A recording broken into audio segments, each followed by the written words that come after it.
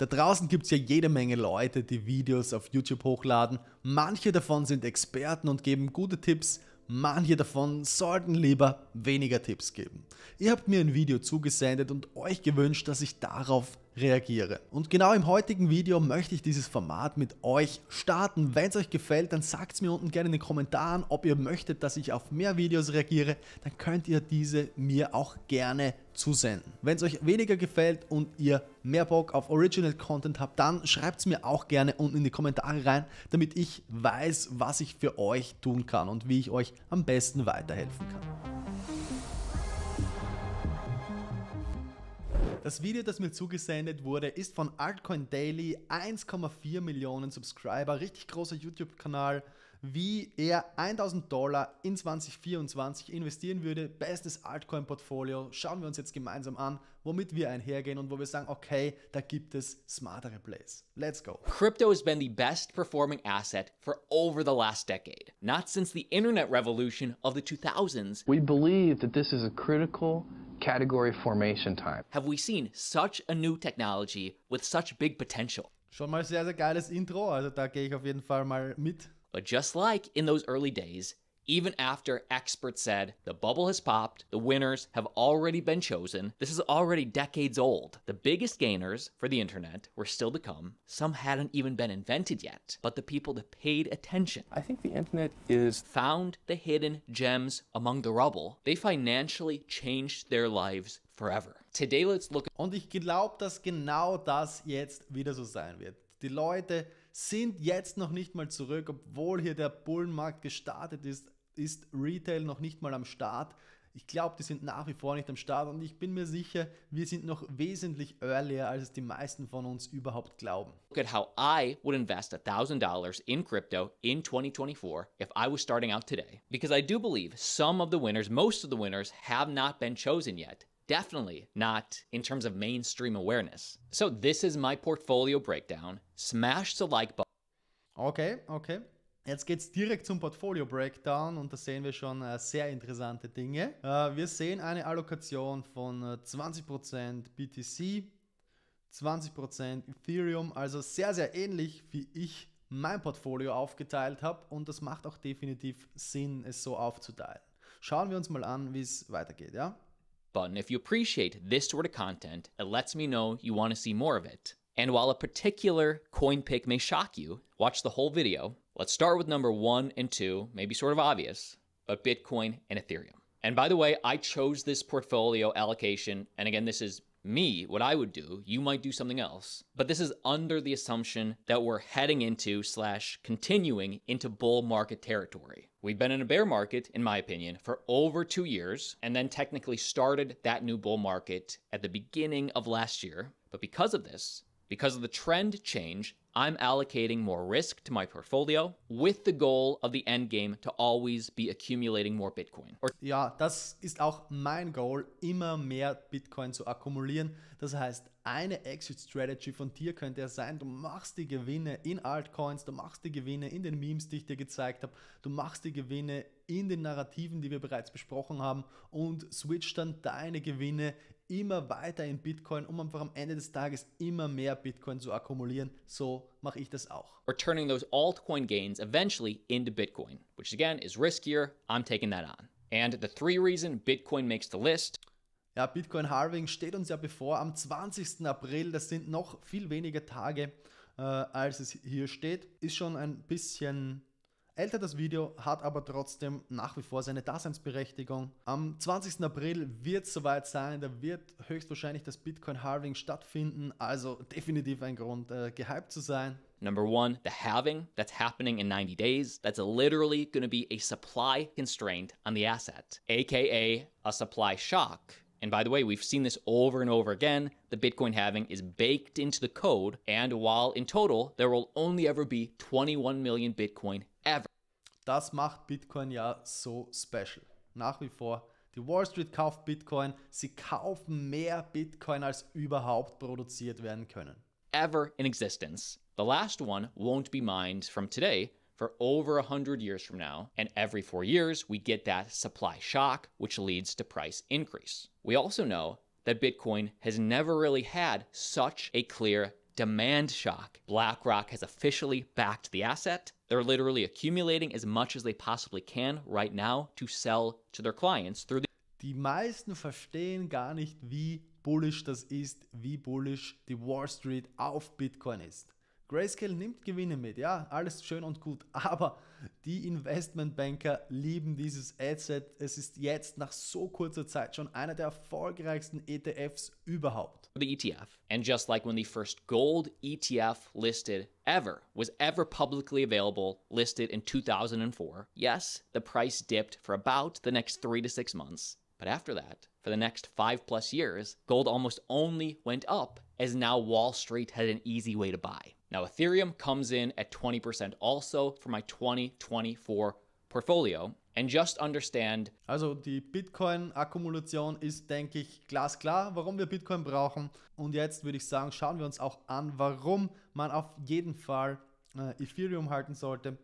Ich sehe es bis jetzt zu 100% gleich, also meine Bitcoin-Akkumulation, mein Plan sieht hier ident aus. that doesn't mean I'll necessarily be holding Ethereum, 5 years from now or 10 years from now, right? There's many Ethereum killers or competitors that may change things. Bitcoin is that long-term hold. It is fundamentally different, in my opinion. But there's literally no reason not to be bullish on ETH this year if you're paying attention. Case in point, BlackRock has officially backed Ethereum as well. I see value in having an Ethereum ETF. And BlackRock's isn't the only one. There's a handful of major companies. We've already had Ethereum spot ETF applications filed, but it's different when it's BlackRock.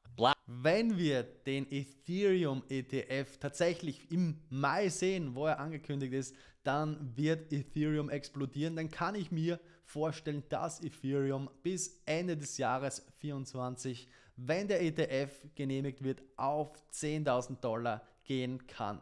Das ist durchaus möglich. BlackRock is so in bed with the government. People joke that there's 4 branches of the government, the executive, judicial, legislative, and BlackRock. That they Definitiv, ja. do not submit unless they're pretty darn sure they're getting that approval. And wouldn't you have liked to invest in Bitcoin months before they got their ETF approved? We have Ich glaube, wir sind hier super early bei Ethereum. Nach wie vor ein super Buy.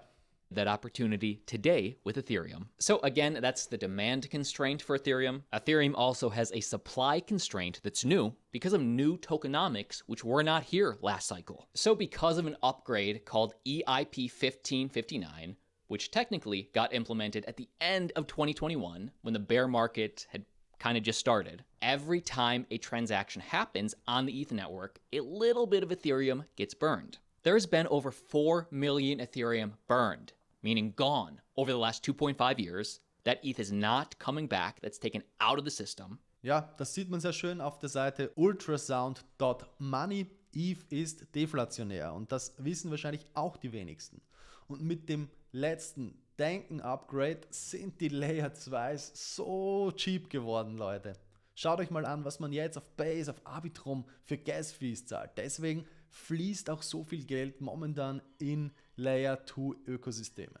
And if/when enough activity happens on the network, ETH becomes deflationary. And again, that changes Ethereum's tokenomics for me to almost the top, a 4 out of 5 for me. This is how I sort of rank or evaluate different altcoins. But let's move on. Wie rankt der Kollege seine Altcoins? Nach Team, definitiv smart, Use Case, ja unbedingt notwendig, Business Model, Top, Community und Technology. Ja, fast überall 5 von 5 Punkten und ich würde sagen, jetzt mit dem neuen Denken-Upgrade kann man hier die Technology, besonders bezogen jetzt auf die Layer 2s, auf die sich ja Ethereum konzentrieren möchte, auch zumindest eine 4 geben. Ja? Ethereum hat sich zur Aufgabe gesetzt, über seine Layer 2s zu skalieren und das werden sie schaffen. But let's move on. Bitcoin and Ethereum, sort of the obvious ones. And again, ja, Bitcoin und Ethereum, klar, warum wir die brauchen in unserem Portfolio, ja. Die bilden die Base, die geben uns unsere sicheren Returns und nach oben hin werden wir riskier, investieren weniger, aber haben eine größere Upside und natürlich gleichzeitig ein größeres Risiko. the goal for me is always to be accumulating more Bitcoin, turn the altcoin gains into Definitiv, Bitcoin ja. as best we can, although that does come with risk. But to me, the next 20% is L1s and then maybe L2s. And what smart money does Ja, L1s, habe ich euch auch schon gesagt, ist eins der großen Metas in diesem Jahr. Die Leute lieben L1s. Wenn man hier natürlich auch noch die richtigen auswählt, kann man hier wirklich gute und sichere Gains erwirtschaften. Is they understand, let's get a basket of 3 to 4, and maybe 2 of these will do fine, 1 may tank and might not do well. One of those could be that lottery ticket and might explode. So that's why it's not one specific coin, it's more of a basket of a few. And the reason I'm bullish on layer 1s is because unlike in the internet days, when you couldn't invest in the underlying protocol of the internet, meaning all of the value accrued to the top, in crypto, you can invest in those underlying chains, meaning no matter what aspect of DeFi makes it in the end, or no matter which gaming coins make it in the end, the value is accruing on these underlying. Ja, sagt so schön, wichtig ist, die Metas, die boomen werden, die werden die Gewinner hervorbringen. Es ist jetzt gar nicht so essentiell, in welche einzelnen Coins du vielleicht investierst. Es ist viel wichtiger, dass du in die richtigen Metas investierst. Das sind Layer 1s, das sind Deepins, das sind Real-World Assets, AI-Coins, Memes und so weiter. Chains. Und natürlich Gaming. Personally, the ones I can see doing very well. Schauen wir uns jetzt mal die L1s an. Solana, it's already a blue chip, it's already pretty high. I think it'll continue to do well this cycle. Ja, Solana sowieso stark. But obviously, Solana, Cardano, kein großer Fan. Avalanche habe ich auch in meinem Portfolio, definitiv. and Polkadot are sort of the blue chips. Polkadot is more regulatory compliant than the other ones. We discussed that more in this video. BlackRock Bitcoin ETF approval will pump these next 3 altcoins. Highly recommend you watch this video. But also Tron, sort of a sleeping giant. It is still hugely popular in Asia, especially with stablecoin settlement. But if I had to pick, Schauen wir uns mal an, was der Kollege auswählt. 2 to 3 for me, and by the way, it should be mentioned, basically every coin today I do own, because this is literally how I would spend $1,000. This is my story, so I do own these coins. I would pick Cardano Ich würde Avalanche immer Cardano vorziehen, definitiv. and Polkadot as my high caps. I would Macht auch Sinn, bei den Layer 1s wieder als Basis die High Caps zu nehmen, die euch sichere Returns erwirtschaften, und nach oben Mid Caps, Low Caps und Super Low Caps. Was hat er noch? pick Cosmos Ja, Cosmos, and Injective habe ich auch, stake ich beide, wobei Cosmos sich ja eher bewegt ein bisschen wie ein Stablecoin. Injective, sehr großes Potenzial, aber haben beide schon sehr, sehr viel Marktkapitalisierung. Stake ich beide natürlich, um an dicke Airdrops zu kommen im Cosmos-Ökosystem. Das ist ja nach wie vor auch eins der großen Metas in diesem Jahr. Cosmos Staking for Airdrops, also kann ich auch jedem empfehlen. Habe ich schon sehr, sehr gute Airdrops bekommen. Stake ich beide Coins. Aber da gibt es auch noch definitiv Layer 1s mit viel kleinerer Marktkapitalisierung. Könnt ihr auch in einem meiner letzten Videos abchecken. Da bin ich auch auf Layer 1s eingegangen mit einer kleineren Marktkapitalisierung, wo ich sehr, sehr viel Potenzial sehe. as the mid caps. Let's come back to that because my next 15% is DeFi or decentralized finance. Obviously, huge hype into 2024. For me, if I'm looking at Jein, also DeFi gibt sehr, sehr gute Renditen. Schauen wir uns an, welche Coins er aus dieser Kategorie pickt. high caps for DeFi, I like Chainlink, I like Uniswap. Chainlink und Uniswap, okay. Ja, sind sehr safe Bets, aber ich würde statt Chainlink immer Pyth nehmen. Pyth aus meiner Sicht der Chainlink-Killer, und statt Uniswap würde ich auch immer Jupiter nehmen. Habe ich euch beides schon in meinen vergangenen Videos vorgestellt. Ich blende sie euch gerne nochmal ein an dieser Stelle. Wer die Tokens dort gekauft hat, hat mittlerweile über 2 bis 3x machen können.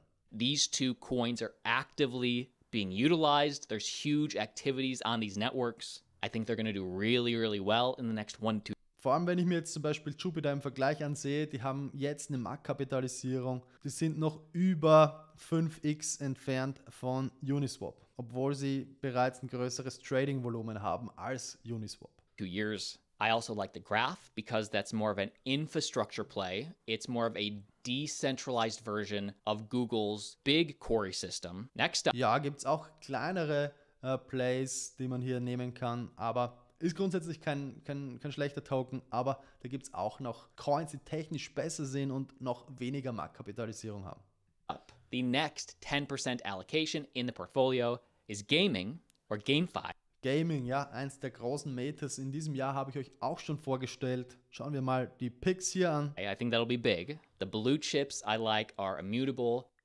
Ja, Immutable ist bereits sehr, sehr groß. Hier würde ich persönlich nicht direkt in Immutable mehr investieren, sondern eher in die kleineren Tokens, die hier in die kleineren Projekte, die vielleicht auf Immutable gelauncht werden, habe ich euch auch schon welche vorgestellt. And I would say Gala. Mid caps I like would be ApeCoin. Ja, ApeCoin ist halt super abhängig von Yuga Labs. Würde ich, wenn ich jetzt neu reingehe, aktuell nicht rein investieren. Muss ich ganz ehrlich sagen, weil wir hier so abhängig sind von der Entwicklung von Yuga Labs. Da gibt es aus meiner Sicht Coins, hier unten sieht man sie, Echelon Prime zum Beispiel, also ich glaube, was sich wesentlich schneller entwickeln wird als ApeCoin, weil es hier eben so lange dauert, bis die Metaverses gelauncht werden und das kommt, sage ich mal, im Hype erst immer in der letzten Stufe, dann launchen solche Dinge und bis das Metaverse gelauncht ist, wird sich am Token aus meiner Sicht nicht so viel tun. And Illuvium, if you look at the gameplay for Illuvium, it's insane. It looks so cool. And then if we had to look lower cap, obviously the ones that I recognize, hello, they're doing a crypto version of Shark Tank, huge TV show that I'm in. Schaut gern mein Video, ich blende es euch an dieser Stelle auch gerne ein, wie ich mit meinem Portfolio von 10 auf 100k komme in diesem Bullrun. Dort stelle ich euch aus meiner Sicht noch spannendere Gaming-Coins vor, als hier vorgestellt werden.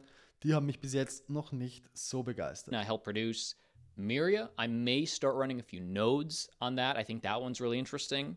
Star Atlas, huge in the Solana ecosystem. But that brings us to our next 10% in the crypto portfolio. For me, would be AI coins, artificial intelligence. AI-Coins, ja, auch eins der großen Metas in diesem Bullrun. Habe ich euch auch schon sehr viele spannende Coins vorgestellt.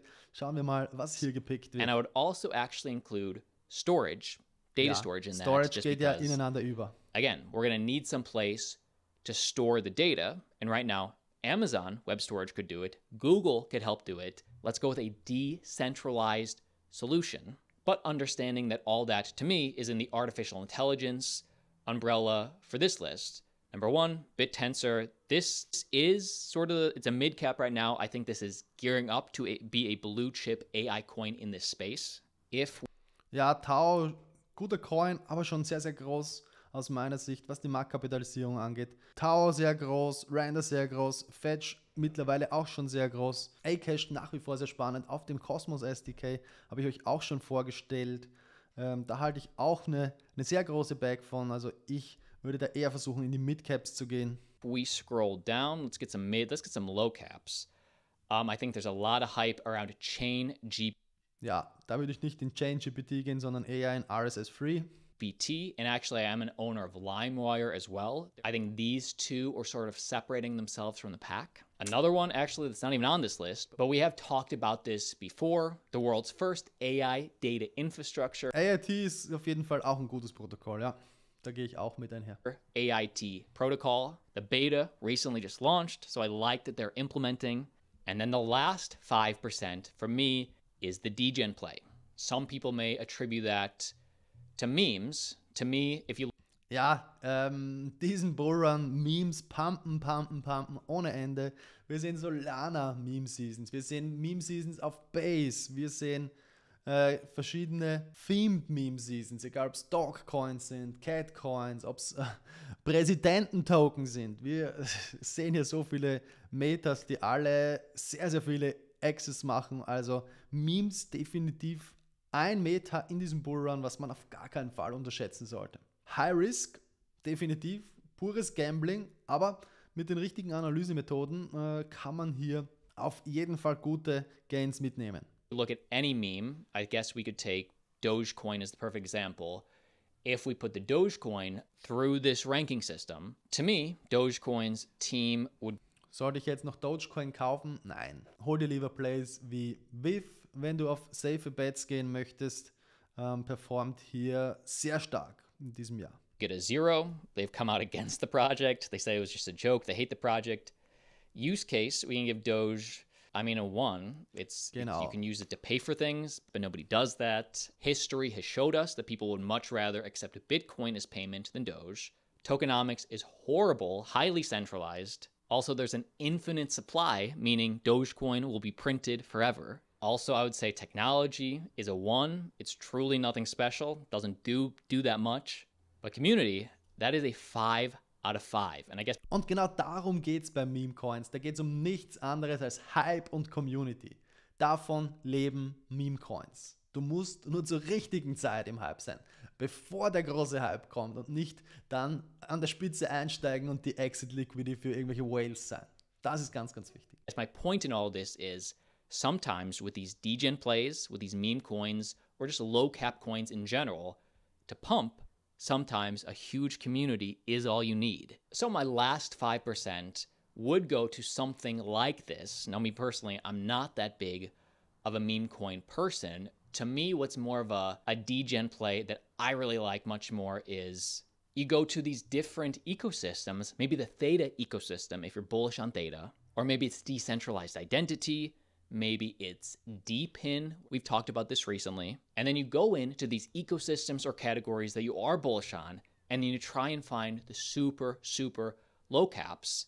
And most of them are probably garbage, but the ones that meet your requirements in your ranking system, that's how you pick them for you. Now for this final 5%, I would rather hear from you down below. Ja, von dem letzten Tipp bin ich jetzt nicht so begeistert. Da muss ich mir schon die Metas ansehen, die wirklich hypen, um hier wirklich gute Gains zu machen. Ich kann jetzt nicht in random Metas reingehen, die jetzt diesen Bullrun gar nicht vielleicht so gehypt sind und irgendwelche Low Caps auswählen. Ich muss mir genau ansehen, worüber spricht Krypto-Twitter gerade. Ich kann zum Beispiel auf Bird Eye gehen und mir ansehen, okay, welche Coins sind gerade trending, genauso würde ich das machen. Ich kann mir hier die Chain raussuchen, zum Beispiel Base, sehe mir an, okay, was ist trending, wie lange ist es trending, sehe mir die einzelnen Daten zu den einzelnen Token an, aber kann jetzt nicht einfach hier in irgendwelche Metas, in irgendwelche Coins rein investieren, ohne die entsprechende Research gemacht zu haben. Das ist immer das Wichtigste, dass ich eine klare Strategie und eine klare Vorgehensweise habe. All in all würde ich sagen, sehr solides Video, die richtigen Metas auf jeden Fall gewählt. Bei den einzelnen Coin-Picks bin ich persönlich einfach ein anderer Typ, da finde ich andere Coins besser und wer meine Videos kennt, weiß ja, welche Coins ich hier priorisieren würde. Und das ist das Wichtigste, Research und Knowledge, und das gibt es kostenlos auf YouTube. Das kannst du dir überall kostenlos aneignen.